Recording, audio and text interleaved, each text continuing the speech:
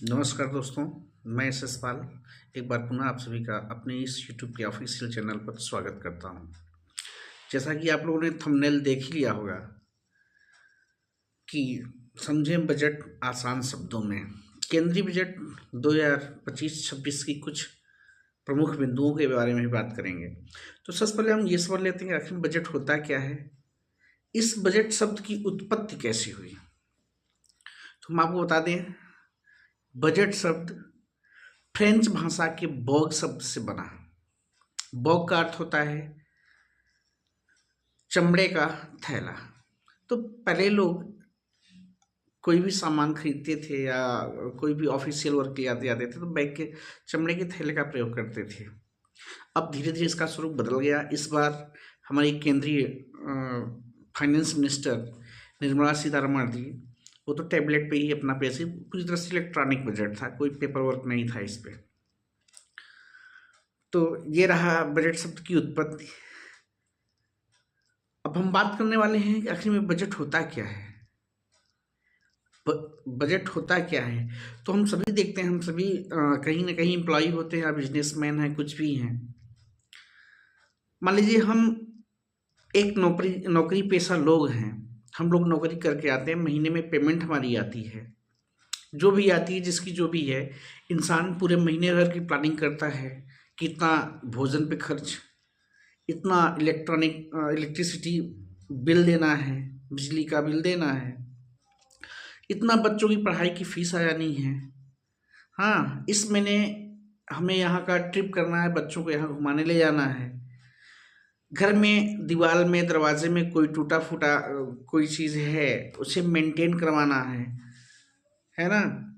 कोई party attend करनी है, शादी है, विवाह है या कुछ भी है, किसी पार्टीज में भी जाना है, तो हम पूरे महीने भर का कैलकुलेशन अपना बना लेते हैं कि हमारी भाई ये सैलरी आई है और ये हमारे महीने भर के एक्सपेंडिचर है। साथ में हम ये भी प्लान करते हैं कि इसमें से टोटल इनकम का कुछ परसेंट हम कहीं न कहीं इन्वेस्ट करें, ताकि हमारी इनकम जो अगले महीने की, हमारी सैलरी तो है ही, कुछ एक्स्ट्रा इनकम भी हमें हो जाए और कुछ हम इमरजेंसी फंड बचा के रखते हैं कि नई सैलरी आने तक ये हमारे पास पैसे सेविंग में रहेंगे। और मान लीजिए बाय द वे हमें कोई तकलीफ होती है या अचानक से कोई हमारे साथ समस्या होती है, तो हम इस पैसे का वहाँ यूज करेंगे।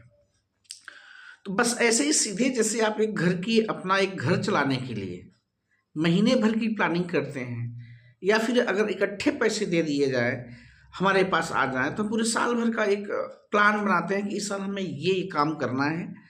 हाँ, तो उसके अकॉर्डिंग आप अपनी पूरी इकोनॉमिक सिस्टम को सेट करके रखते हैं कि भाई इस महीने ये करना, इस महीने ये करना, इस साल हमें शादी भी करनी है तो उसके लिए भी पैसे बचाने हैं, या फिर कोई नया मकान लेना है, घर लेना है, प्लॉट लेना है, तो उसकी प्लानिंग आप करते हैं। तो साल भर की व्यवस्था अपनी बनाकर चलते हैं और इनकम को भी बढ़ाना है इस प्रकार से। तो जैसे आप अपनी डेली लाइफ या मंथली सैलरी आए तो महीने भर का प्लान बनाते हैं, ठीक उसी प्रकार हर देश की, हर राज्य की सरकारें भी अपने पूरे साल भर का अपना लेखा जोखा रखती हैं, साल भर का प्लान करती हैं कि इस साल में क्या करना है, कितना किसानों को देना है, कितना पेंशन कर्मियों की पेंशन को क्या बढ़ाना है या क्या करना है, हाँ, कितना टोटल खर्च आएगा राज्य पर या देश पर, उस खर्च को कैसे हम मेंटेन करेंगे।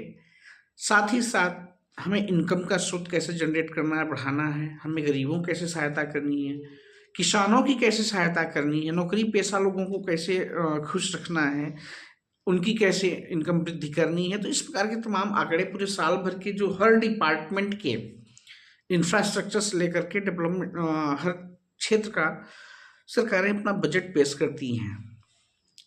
अब ये बजट, अच्छा, ये पॉइंट ये भी बनता है कि ये बजट जो सरकारें करती हैं, इनके पास आता कहाँ, पैसा आता कहाँ है। सरकारों के पास पैसा आता है टैक्सेस से।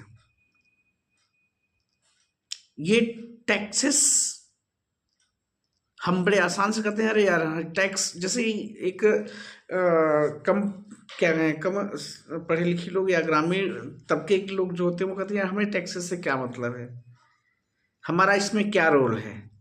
तो आपकी जानकारी के लिए बता दें साथ एक संक्षिप्त शब्दों में कि ये टैक्सेस केवल गवर्नमेंट एम्प्लॉई, हाई सैलरी वाले या फिर कारपोरेट बड़े बड़े उद्योगपति, कारपोरेट मतलब जिनकी इनकम ज़्यादा है, उद्योगपति बिजनेसमैन ही नहीं देते ये टैक्स। देश का देश के 140 करोड़ जनसंख्या में प्रत्येक इंसान, प्रत्येक बच्चा, बूढ़ा, हर सब भरता है। लोग बड़ी आसानी से कहते हैं हमसे क्या मतलब है यार, टैक्स बढ़ गया, टैक्स बढ़ गया तो हमसे क्या मतलब है, हमें कौन सा टैक्स देना। गांव के लोग, रूरल एरियाज के लोग ऐसे बोलते हैं अरे हमें क्या फर्क पड़ने वाला है, फर्क पड़ने वाला है। हाँ, इस टैक्स से हमसे क्या मतलब है। टैक्स प्रत्येक इंसान भरता है। हम अपनी दैनिक जीवन में टूथपेस्ट यूज करते हैं, कपड़े पहनते हैं, साबुन, तेल, क्रीम, पाउडर, इवन नमक के बिना तो आप नहीं चल सकते। चीनी, चाय पत्ती, दूध, क्या आपके घर में सब पैदा होता है। आप खरीदते हैं ना मार्केट से। अगर आप मार्केट से 1 रुपए की भी चीज़ खरीद रहे हैं तो कहीं ना कहीं आप सरकार को टैक्स पे कर रहे होते हैं। चलिए, तो रही बात टैक्स की। अब हम बात करते हैं कि भारत देश में, हमारे देश में फाइनेंशियल ईयर 1 अप्रैल से 31 मार्च तक का होता है। अभी ये जो नया केंद्रीय बजट पास किया गया है कल, हमारी जो फाइनेंस मिनिस्टर निर्मला सीतारमण ने कल केंद्रीय बजट पेश किया है, यह केंद्रीय बजट किस अवधि में लागू होगा, किस डेट में, तो आपको हम बता दें कि भारत, हमारा जो फाइनेंशियल ईयर होता है वो 1 अप्रैल से लेकर 31 मार्च। कल इन्होंने 1 फरवरी को पेश तो कर दिया है, लेकिन ये एप्लीकेबल होगा 1 अप्रैल से लेकर आने वाले 31 मार्च तक। इसलिए इसको बजट, केंद्रीय बजट 2025-26 नाम दिया गया है।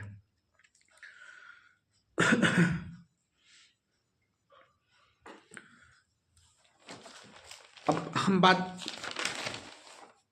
कर लेते हैं कि बजट होता कितने प्रकार का है। थोड़ा संक्षेप में इसको भी देख लेते हैं।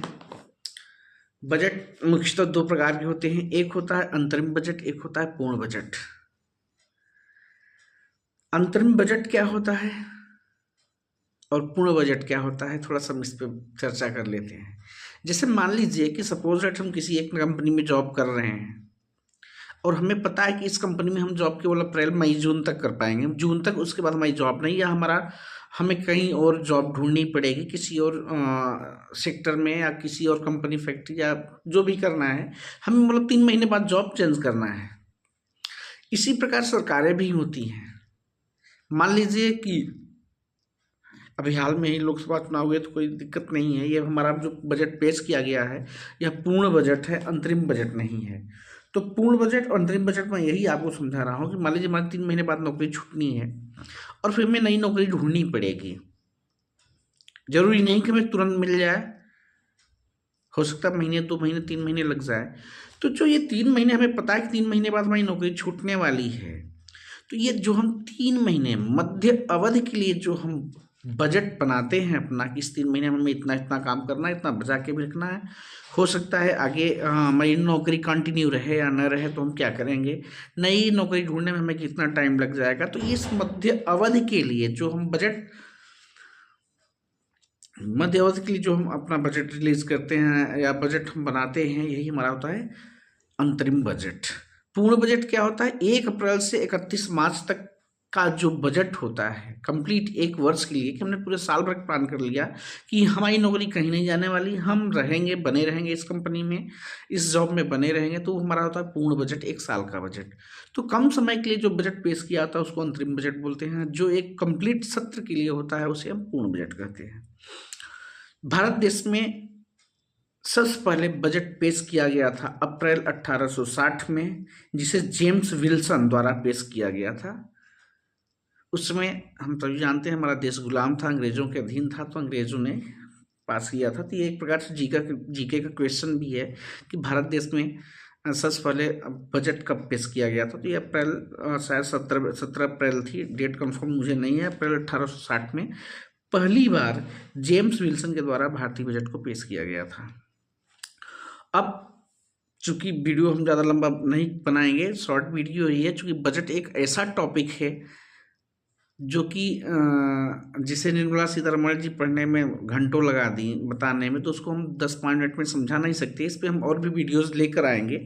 हम थोड़ा सा इस बजट की पॉइंट के बारे में बात कर लेते हैं कि इसके मुख्य बिंदु क्या है। तो इसके मुख्य बिंदु, सबसे पहले तो यह था कि 12 लाख तक की आय पर कोई टैक्सेस नहीं है। जल जीवन मिशन, घर घर नल की व्यवस्था, पूरे हिंदुस्तान के प्रत्येक घर को